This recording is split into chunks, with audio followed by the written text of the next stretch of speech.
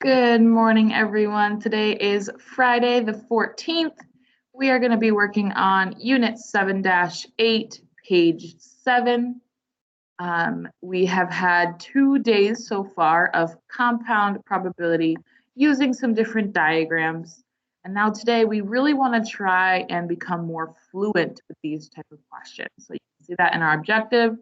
And that means you may still be using diagrams for the simpler questions, but there are other questions that get a little bit more complicated. Maybe they have 5 or more events, and we don't want to have to make a full list of all of the different options to figure out probability. So what we're going to do first is go ahead and look at our DIN review question. And then the preview as well. Could we have found the probability without an organized list or that diagram? And then we're going to kind of explain how we actually do that without using a diagram. We'll do some practice together. You'll have some practice on your own as well. And then we'll be all set. So pause here, try that DIN for me first, and then come back. All right, hopefully you paused and completed the DIN.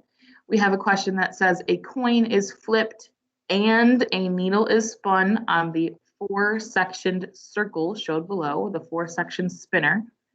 So we know that it is compound probability because 2 things are happening.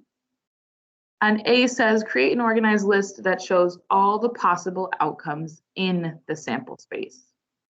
And so we kind of want to do what we have been working on and creating that organized list or tree diagram. And so our first event is that a coin is flipped and it could land on heads. I'm going to write an H for heads or tails, T for tails. But then our next event splits off into 4 different outcomes. So I'm creating that tree diagram, and both of my H and T are splitting into 4 other possibilities. It could be H and then a 3, could be H and then a 4. I'm saying H for heads. Could be heads and then a 6, heads and then a 9. Or it could be tails and then each of those things. Tails and 3, tails and 4, tails and 6, tails and 9. I'm running out a little bit of space here. Make it a little extra. Kind of squished it in there, but you guys have been practicing this, so hopefully it makes sense to everyone. And now we can see there are actually 8 total outcomes. Could be heads and then any of these 4, or it could be tails and any of those 4. So there are 8 total. That's our full sample space. And we only want the probability that a head is thrown with a multiple of 3. So we're only looking at my heads here. And this is a 9. It kind of looks like a 5 there. And then we're only looking at multiples of 3, which would include 3, 6, and 9. So that is 3 outcomes. Only the 4 is not included there. And there's our probability. Okay. But could we have found this probability without that organized list? The answer is yes. We are going to take a look at this a little bit more closely. But the basis of finding compound probability, okay, the easiest sort of formula that we're going to be seeing here is when you take the probability of the first event and multiply it by the probability of the second event. Okay, so for example, that coin that was flipped only has 2 options in the sample space, and we wanted it to be a head. So that's only 1 outcome in the actual event that we wanted. But then we're going to multiply by the probability of our spinner. Okay, we wanted the spinner to land on a multiple of 3. So still there's 3 options. We could have 3, 6, or 9. Those are all multiples of 3. But for just the spinner itself, there's only 4 in that sample space. And now we can see when we multiply those, 1 times 3 is 3, 2 times 4 is 8, and that actually equals our compound probability of both of these events together. Okay? Sometimes doing them separately is going to help us kind of shorten the process, answer these questions a little bit more fluently, instead of drawing those giant diagrams. So let's take a closer look at that.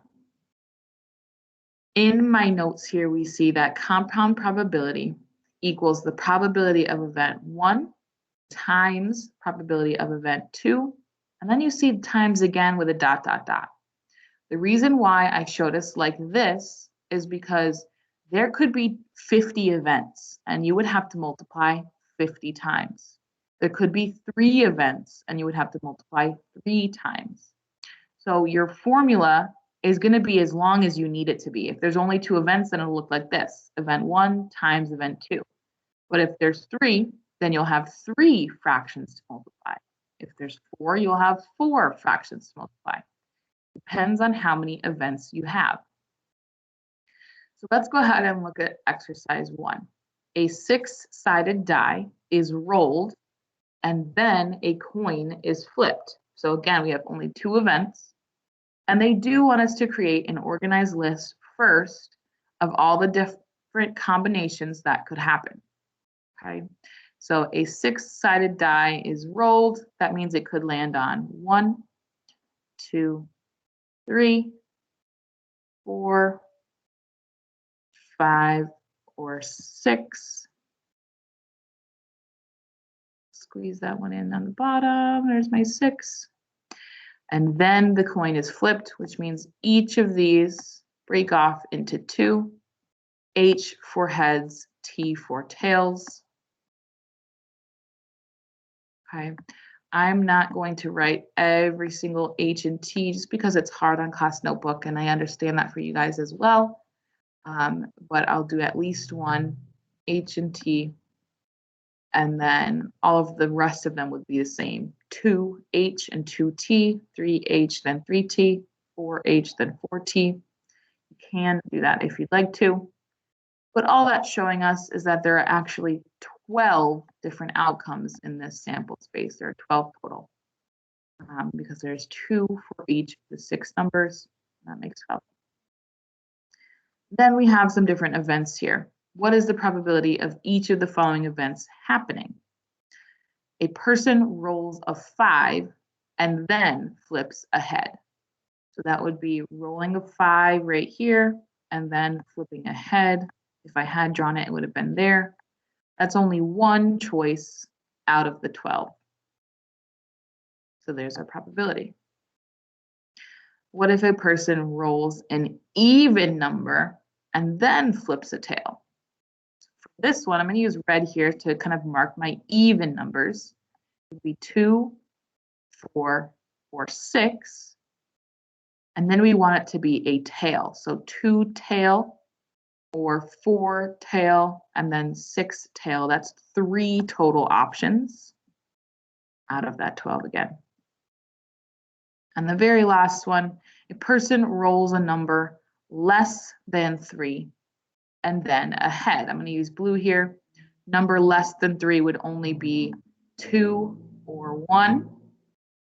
And then we want a head, so it could be 1 and then heads or 2 and then heads. That's 2 total options out of 12. Okay, again, this is review from our past few days of compound probability. But let's try finding the same probabilities using our formula instead. So we want probability of just the dice happening first, then the probability of the coin happening. Okay, so a person rolls a 5. 5 is only one number out of 6. So that's our probability for the dice only. And then flips a head. Heads is only one option out of two. That's our probability for the coin only. Multiply them together. 1 times 1 is 1. 6 times 2 is 12. And we're good to go. Same thing for rolling an even and then flipping a tail, okay? Our even numbers gave us 3 options, 2, 4, or 6. So we had 3 out of 6 choices for the dice only. Then flipping a tail, again, that's 1 out of 2. Heads and tails are only 2 possibilities.